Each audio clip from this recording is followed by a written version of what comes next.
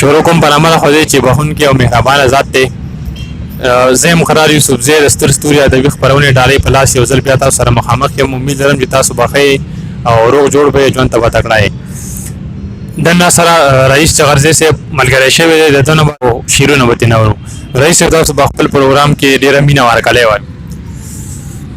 ډیره مننه قرار یوسفزي صاحب، ستاسو د کار او زیار چې کوم دی دا د ستاینې وړ دی ستر ستوري.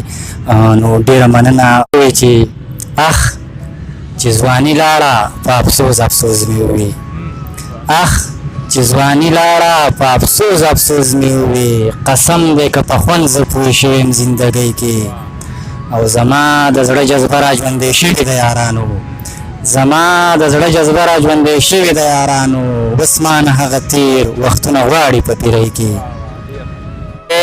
زلمي زلمي ارمانه ما به مړ کې، زلمي زلمي ارمانه ما به مړ کې، جدایي خو بې جانانه ما به مړ کې.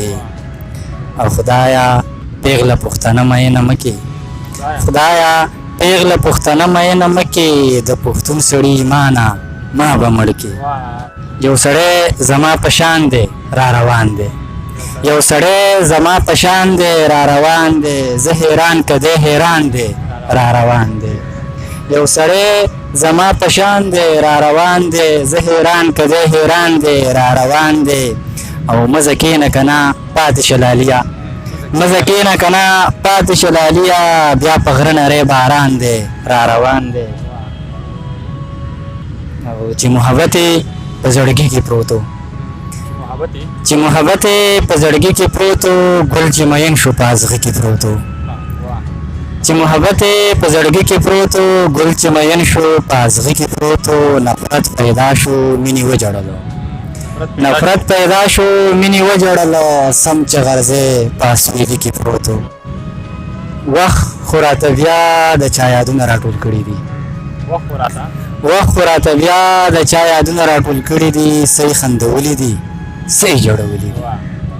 وخت خو راته بیا د چا یادونه راټول کړي دي، صحیح خندولي دي صحیح جوړولي دي. او نه پوهېږم زه خو په دې نه پوهېږم، نه پوهېږم زه خو په دې نه پوهېږم، څنګه ورته ورکړي څنګه یې ښکلي دي.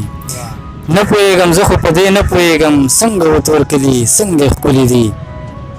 او یو څو شعرونه چې زما د زړه د ارمانونو رېجېدو موسم دی، زما د زړه د ارمانونو رېجېدو موسم دی، ستا د ګلاب ګلاب ځوانۍ د پسرلو موسم دی. او یو ځلې بیا د لیونتوب ورځې ته پاتې شومه، یو ځلې بیا د لیونتوب ورځې ته پاتې شومه، د بادرو میاشت د لیونۍ د ګرځېدو موسم دی. او ستا ننګي غوټې غوټې به ورا به نه راځمه، ستا ننګي غوټې غوټې به ورا به نه راځمه، ستا پېغلتوب لکه د ګلو ټکېدو موسم دی. زما ټوټې ټوټې غزله ته به څنګه جوړېږي، زما ټوټې ټوټې غزله ته به څنګه جوړېږي، ای د ځوانۍ ماته غندله ته به څنګه جوړېږي، زما ټوټې ټوټې غزله ته به څنګه جوړېږي، ای د ځوانۍ ماته غندله ته به څنګه جوړېږي. او د مینې درده د زړګي نه دې څنګه وباسمه، د مینې درده د زړګي نه دې څنګه وباسمه، زما د زړه د پرهر ګله ته به څنګه جوړېږي. او څنګه به جوړ شي چې غرضیه د پښتون وطنو، څنګه به جوړ شي چې غرضیه د پښتون وطنو، ګل پېښوره ګل کابله ته به څنګه جوړېږي. او غزل دی چې ښکاري ایمان ته مې تدبیر جوړ شوی، ښکاري ایمان ته مې تدبیر جوړ شوی، زړه د یو داسې حسن پیر جوړ شوی، ښکاري ایمان ته مې تدبیر جوړ شوی، زړه د یو داسې حسن پیر جوړ شوی. زما د خیال په آینه کې پروت دی، زما د خیال په آینه کې پروت دی، ستا له تصویره یو تصویر جوړ شوی، زما د خیال په آینه کې پروت دی، ستا له تصویره یو تصویر جوړ شوی.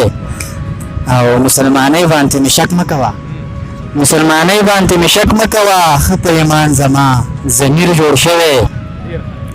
او هغه مغروره تکبره انسان، هغه مغروره تکبره انسان، د دې سړي نه خو فقیر جوړ شوی.